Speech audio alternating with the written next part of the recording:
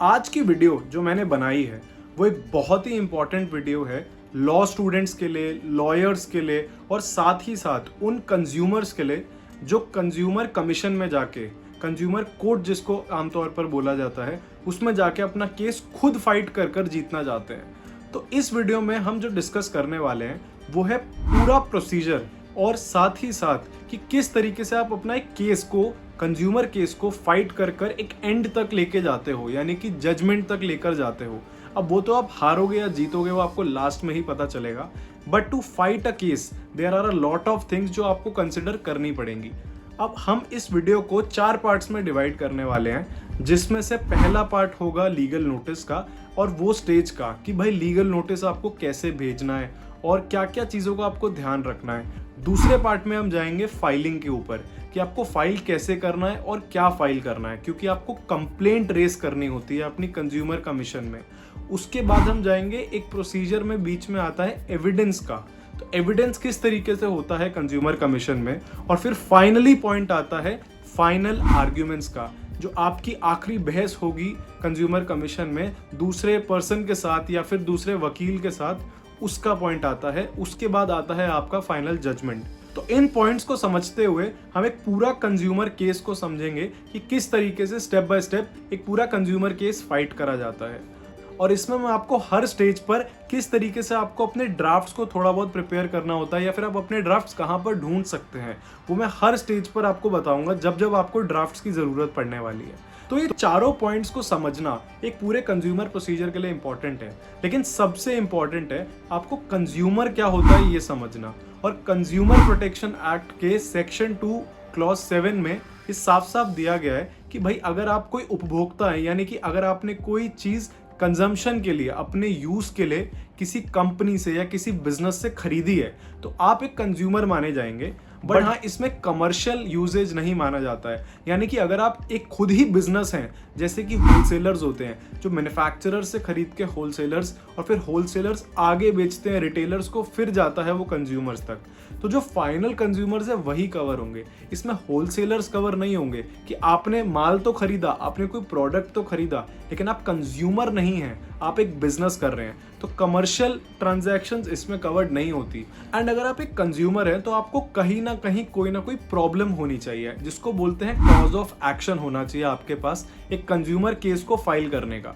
जो कि हो सकता है डेफिशिएंसी इन सर्विस या फिर आपका कोई मैन्युफैक्चरिंग डिफेक्ट है अगर आपके प्रोडक्ट में जो आपने लिया है। एक बहुत ही छोटा सा एग्जांपल ले लेते हैं। अब जैसे मैं एक आईफोन से रिकॉर्ड कर रहा हूँ, तो अगर मैं ये आईफोन को खरीदता हूँ और खरीदने के बाद इसमें कोई मैन्युफैक्चरिंग डिफेक्ट है, लेट्स सपोज इसमें जैसे बोलते हैं कि भाई 3 कैमराज हैं बट एक कैमरा काम ही नहीं करता है स्टार्टिंग से ही जब से मैंने खरीदा, तो ये एक मैन्युफैक्चरिंग डिफेक्ट है और यहाँ पर मैं इसको एक मैन्युफैक्चरिंग डिफेक्ट दिखाकर कंज्यूमर केस फाइल कर सकता हूँ अगर मेरे को एक रिप्लेसमेंट नहीं दिया जा रहा है आईफोन का एप्पल की तरफ से। एंड इसी को अगर हम थोड़ा सा सर्विस के एस्पेक्ट में देखें, लेट्स सपोज मैं कहीं टूर्स एंड ट्रैवल्स पे जाता हूँ जहाँ पर मेरे को बोला जाता है, मैं एक पैकेज लेता हूँ जिस पैकेज में मुझे बोला जाता है कि भाई आपको 4 दिन आपको हम होटल देंगे, लेकिन मुझे वहां जाने के बाद वो बोलते हैं कि हम होटल अरेंज नहीं कर पाएंगे ड्यू टू सम रीजन, तो ये डेफिशिएंसी इन सर्विस माना जाता है। तो सर्विस और प्रोडक्ट दोनों थोड़े बहुत अलग चलते हैं, हालांकि दोनों में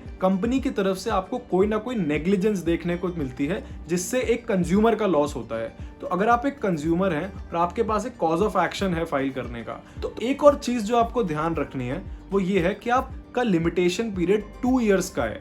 यानी कि आपको कॉज ऑफ एक्शन अराइज होने के 2 साल के अंदर अंदर अपना केस फाइल कर देना है। और अगर आप ऐसा नहीं करते तो फिर आपके पास कोई राइट नहीं है वो केस को फाइल करने का। हाँ, अगर कोई सीरियस कंडीशन थी जिसकी वजह से आप नहीं कर पाए या फिर कोई भी चीज़ थी, लेट्स सपोज कोविड का जो एग्जांपल लेते हैं, अगर कोविड आ गया और आप नहीं फाइल कर पाए तो आप एक कॉन्डोनेशन ऑफ डिले की एप्लीकेशन ज़रूर लगा सकते हैं। और इसको अगर हम एक एग्जाम्पल से समझें तो वो एग्जाम्पल ये रहेगा कि अगर जैसे मैंने अपने आईफोन की बात करी थी थोड़ी देर पहले वीडियो में, तो अगर मैं ये आईफोन लेता हूँ सपोज करो 2018 में, एंड 2018 के बाद उसमें मैन्युफैक्चरिंग डिफेक्ट मुझे दिखता है और मैं 2020 तक कोई लीगल एक्शन नहीं लेता हूँ, किसी तरीके का कोई केस फाइल नहीं करता हूँ, तो मैं अपने राइट्स पर सो रहा था, ऐसा माना जाता है कोर्ट्स के द्वारा, यानी कि I was sleeping over my rights. And इसके लिए मुझे बोला जाएगा कि अब आप केस फाइल कर ही नहीं सकते हैं, आपको करना था तो आप विद इन 2 years कर देते। तो जब भी आप एक केस फाइल करते हो तो कॉज ऑफ एक्शन से कितना टाइम हुआ है ये आपको जरूर पूछा जाएगा, और ये जरूर आपको प्रूव करना पड़ेगा कि cause of action with in 2 years ही है, विद इन लिमिटेशन पीरियड ही है। So after you have seen these basics, आप रेडी हो उन 4 प्रोसीजर्स को समझने के लिए। तो उसमें से सबसे पहला आता है लीगल नोटिस भेजने का प्रोसीजर, यानी कि जब आप कॉल्स कर लिए, सर्विस सेंटर्स पे आपने बात कर ली, या जिस भी कंपनी से आपकी डिस्प्यूट है आपने उनसे ओरल कम्युनिकेशन, एक वर्बल बात कर चुके हो, बट आपको कोई सेटिस्फैक्ट्री आपको रिप्लाई नहीं मिल रहा है, आपकी जो प्रॉब्लम है उसको एड्रेस नहीं करा जा रहा है, तब आता है ये स्टेज लीगल नोटिस भेजने का, जिसमें आप एक एडवोकेट के लेटर हेड पे अपनी सारी प्रॉब्लम्स को डिस्क्राइब करते हो, सारे फैक्ट्स को लिखते हो कि आपके साथ क्या क्या हुआ था, कैसे कैसे हुआ था, और उसके बाद आप बताते हो कि कैसे उस कंपनी की वजह से जिसको आप ये भेज रहे हो आपको एक लॉस हुआ है as a consumer. And then finally आप उनको ये बोलते हो कि आपकी जो भी ग्रीवेंसेस हैं, आपकी जो भी इश्यूज हैं, उनको जल्द से जल्द सॉल्व करा जाए with in a stipulated time, जो कि ज़्यादा से ज़्यादा 15 दिन से 1 महीना दिया जाता है। अदरवाइज आप उनके ऊपर एक लीगल एक्शन लेने के लिए बिल्कुल रेडी हो। तो ये एक तरीके से लीगल नोटिस में बोला जाता है। अब लीगल नोटिस आपने भेजना है तो उसके लिए आपको लीगल नोटिस को ड्राफ्ट करना पड़ेगा, जो ड्राफ्ट का लिंक मैं आपको डिस्क्रिप्शन में दे दूंगा। एंड उसके बाद आपने एक लीगल नोटिस तैयार कर लिया, फिर आप जाओगे उसे पोस्ट करने। तो आपको पोस्ट इंडिया के थ्रू ही पोस्ट करना है, और जब आप पोस्ट करोगे तो ट्राई करो RPAD, यानी कि रजिस्टर्ड पोस्ट एक्नॉलेजमेंट ड्यू। उसमें एक AD नाम की चीज लगती है, वो मैं स्क्रीन पर भी आपको एक बार दिखा दूंगा। वो आपको पोस्ट ऑफिस से 2 या 3 रुपए की मिल जाएगी। एंड उसके बाद आपके पास ये एक रिकॉर्ड रहेगा कि उन्होंने नोटिस रिसीव करा है और आपने उन्हें एक फाइनल वार्निंग के तौर पर नोटिस सेंड किया था। And after you are done with the legal notice procedure, उनको लीगल नोटिस मिल गया है, तो 2 सिचुएशन बनती है। पहला तो वो आपकी लीगल नोटिस की बात मान लेंगे और आपको आगे प्रोसीड करना ही नहीं पड़ेगा। बट अगर वो नहीं मानते हैं तो आपको आगे प्रोसीड करना पड़ेगा, यानी कि आपको आगे केस फाइल करना पड़ेगा प्रॉपर तरीके से कोर्ट में। एंड कोर्ट में केस फाइल करने के लिए आपको जो मेन चीज़ें चाहिए वो एक कंपाइलेशन होती है कंप्लेंट की, जिसमें आप अपनी कंप्लेंट ड्राफ्ट करते हो, कंप्लेंट के साथ एक एफिडेविट ड्राफ्ट करते हो, उसके साथ आपका list of dates and events, list of documents, ऐसे करके 4-5 चीज़ें आती हैं जो आप साथ में कंपाइल करते हो, फिर आप उनको फाइल करते हो। अब फाइल करने के लिए ई-जागृति करके प्लेटफॉर्म है, वहाँ पर आप ऑनलाइन फाइल करते हो, और उसके बाद आपको कहीं ना कहीं ऑफलाइन भी उसको जाके 2 से 3 कॉपी, जितनी भी रजिस्ट्री बोलती है, डिपेंडिंग अपॉन आपके जो ऑपोजिट पार्टी हैं वो नंबर में कितने हैं, आप उनको कॉपी दे के आते हो। कोर्ट में भी आपको, कमीशन में भी आपको डेट मिलेगी जहाँ पर आप अपनी फिजिकल कंप्लेंट की कॉपीज देकर आओगे प्रिंट कराकर। एंड आफ्टर दैट आपको एक एडमिशन हियरिंग के लिए बुलाया जाएगा, यानी कि आपकी जब भी जैसे ही फाइलिंग हो जाती है और उसमें अगर कोई प्रॉब्लम है तो रजिस्ट्री आपसे डिस्कस करेगी फाइलिंग में, तो वो छोटी मोटी डिफेक्ट्स आप क्योर कर लोगे, तो आपको जो फाइनली कोर्ट में बुलाया जाएगा वो होगी एक एडमिशन हियरिंग। अब एडमिशन हियरिंग क्या होता है? एडमिशन हियरिंग में सिर्फ कोर्ट 2-3 चीजें देखता है कि भाई ये केस, जैसा मैंने आपको पहले बताया था, विद इन लिमिटेशन है या नहीं, कि ये 2 साल के बाद तो फाइल नहीं किया गया, या फिर इसमें कोई जेन्युइन इशू है भी या नहीं, क्या पता कोई कॉज ऑफ एक्शन ही ना हो। ठीक है। दूसरी चीज, प्राइमा फेसाई कोर्ट उसको देखेगा और उसके बाद नोटिस के ऑर्डर करेगा, यानी कि अब आपका जो पहली आपकी हियरिंग थी एडमिशन हियरिंग, इसमें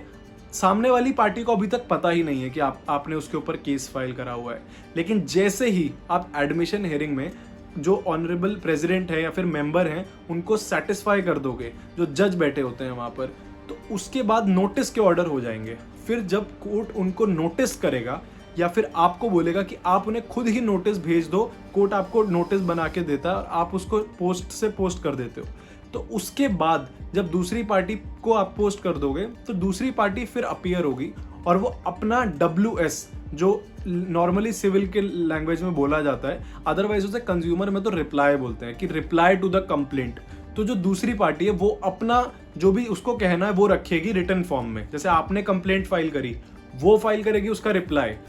तो आपकी दोनों की एक एक कंपाइलेशन कोर्ट में आ चुकी है, और उसके बाद जब आपकी वो दोनों चीज़ें आ चुकी हैं, उसके बाद आ जाती है एविडेंस की स्टेज। तो अभी हमारी थर्ड स्टेज आ गई है जिसमें हम एविडेंस देते हैं। अब एविडेंस जो कंज्यूमर केसेस में होता है वो बाय वे ऑफ एफिडेविट होता है, यानी कि जो आपका कंज्यूमर केस चल रहा है उसमें आपको जो अपनी एविडेंस प्रोड्यूस करना है वो आपको एक एफिडेविट लिख कर ही प्रोड्यूस करना है। तो वो कुछ और नहीं होता, वो आपकी जो कंप्लेंट होती है आपको उसी को रिआइट्रेट करना होता है, बट वो एज अ कंज्यूमर करना होता है, नॉट एज अ लॉयर। तो उसमें थोड़ा सा डिफरेंस है ड्राफ्टिंग के तरीके में। उसके साथ साथ आपको 65B जो पहले था लेकिन अभी 63 हो गया है एविडेंस एक्ट का, जो भारतीय साक्ष्य अधिनियम की मैं बात कर रहा हूँ,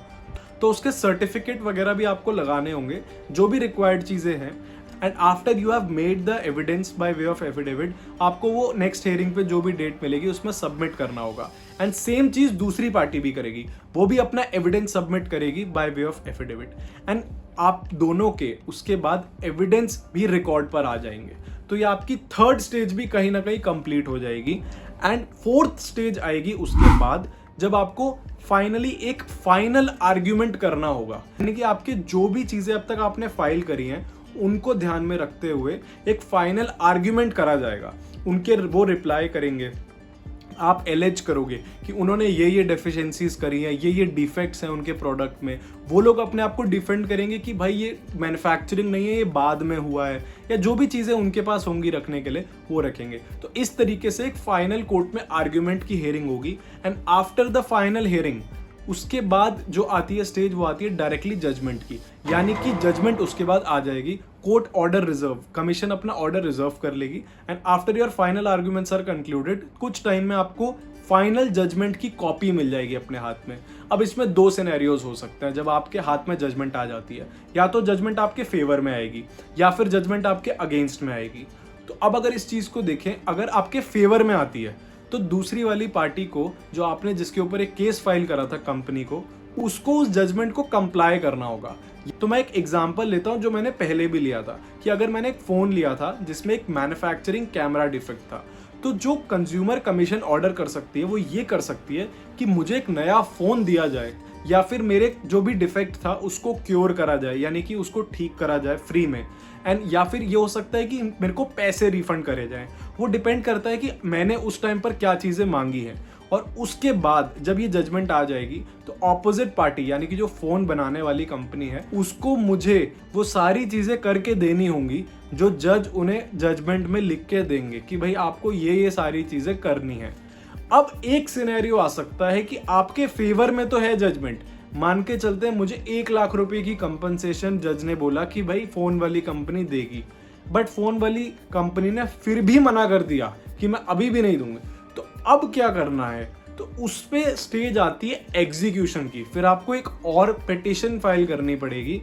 जिसमें हम कहेंगे कोर्ट से कि ये तो दे नहीं रहे हैं, तो आप इनसे जबरदस्ती निकलवा के हमें दो। तो एग्जीक्यूशन एक बड़ा टॉपिक है, उसके बारे में मैं नेक्स्ट वीडियो बना दूंगा। अगर मेरे 500 सब्सक्राइबर्स हो जाते हैं इस वीडियो से सिर्फ, तो मैं नेक्स्ट वीडियो में पक्का एग्जीक्यूशन कवर करूंगा। एंड एक और बहुत इंपॉर्टेंट चीज़ कि जजमेंट आपके अगेंस्ट भी आ सकता है, फिर शायद आपको एक अपील फाइल करनी पड़े स्टेट कमीशन में। अभी तक आप केस चला रहे थे डिस्ट्रिक्ट कमीशन में, बट हो सकता है आपको एक अपील फाइल करनी पड़े। तो अपील के बारे में भी एक पूरी डेडिकेटेड वीडियो हम बना देंगे, बट अगेन इस पे 1000 लाइक होने चाहिए इस वीडियो पे, तब पक्का अपील की वीडियो भी मैं बनाने वाला हूँ। तो यार इतना ज्ञान कोई फ्री में नहीं देता है, सब्सक्राइब जरूर कर लेना।